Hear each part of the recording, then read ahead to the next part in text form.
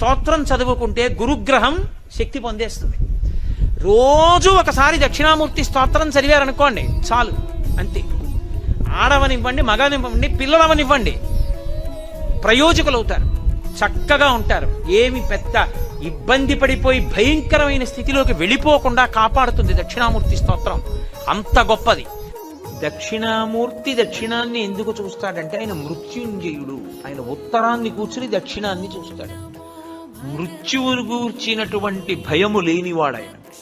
ఆయన పాదములు పట్టుకుంటే మృత్యుభీతి పోతుంది, భయం పోతుంది. అందుకే దక్షిణామూర్తి స్వరూపం అసలు సమస్త ఐశ్వర్యము దగ్గర నుండి, చదువుల దగ్గర నుండి, మోక్షము వరకు దక్షిణామూర్తి ఇవ్వలేనటువంటిది లోకమునందు లేనే లేదు.